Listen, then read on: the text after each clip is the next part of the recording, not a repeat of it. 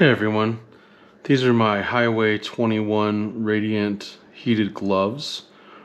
I just wanted to do an honest review today for you all. So these come with rechargeable 7-volt batteries. There's a little pouch here, plugs in.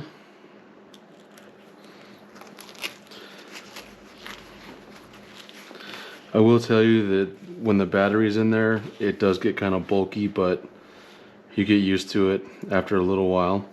So these 7-volt batteries on the product's website is claiming that on the high setting, which you adjust right here, low to high, there's 3 settings, low, medium, and high, that you can get up to 3 hours of heat, and I'm telling you that is just not true.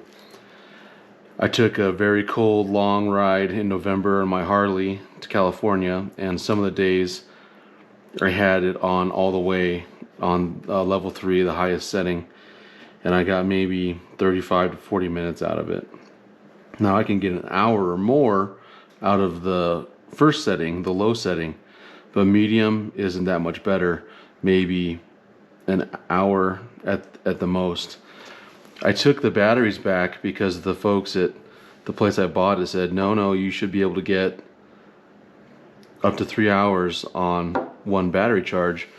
So they gave me new batteries. I made sure to plug them in and charge them all the way first. I actually left them plugged in overnight, and I didn't get much better performance on the newer batteries. So on the gloves themselves, you have a nice kind of gauntlet style glove.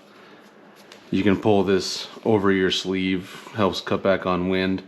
You have some decently nice hard knuckles here, and these gloves are pretty well broken in. I'll tell you, they are comfortable as just a cooler glove. Now they're broken in, they feel good, they flex well. The fingers are already a little bit bent. It has reinforced leather right here on the palm, where if you do end up falling or crashing, you're most likely to run your hand. I would like to see something more solid, maybe some Kydex or some high impact plastic right here, but really it is what it is. I'll go for a ride here in a little bit and talk a little bit more about the heat settings, heated grips versus no heated grips. Heated grips has made all the difference in the world with these gloves. I've been riding on days when it was maybe 30, 32 degrees out, and I was able to have the low setting on the gloves because I could turn my heated grips up to high.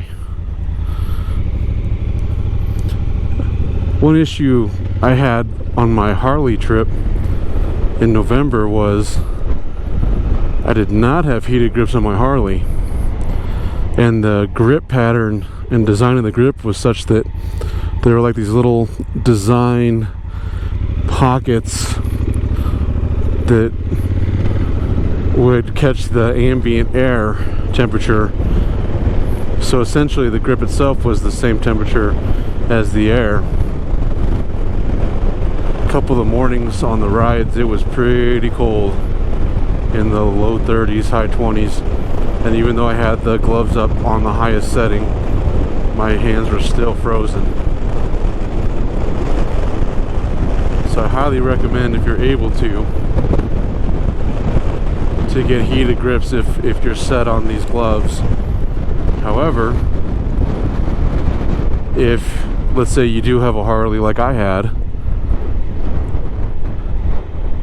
investing in some gloves that actually hook into a heated riding suit or heated liner that plugs directly into the battery, that would actually work out better for you on trips, because then you don't have to worry about the battery and the battery dying on you, which happened to me several times on my trip. And I'm gonna get a heated suit anyway for this next colder season.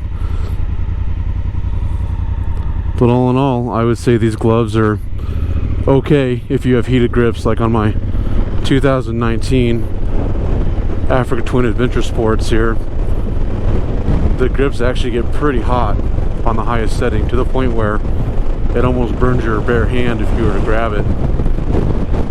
But with these grips, I can actually crank them up and only use level 1 or 2 on the gloves, which lasts me about an hour or so.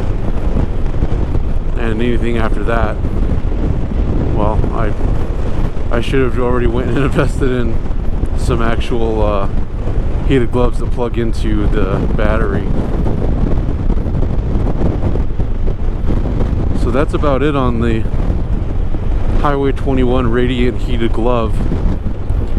You know, let me know in the comments if you had a different experience, and maybe I just got unlucky and had 2 sets of bad batteries, and maybe I need to go back over to the shop and say, hey, I need another set of batteries.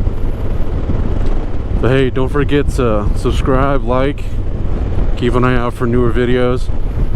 You know, those of you guys that know me kind of know my bike and bicycle history, so let me know if there's something you guys want to see, and I'll try to make it happen.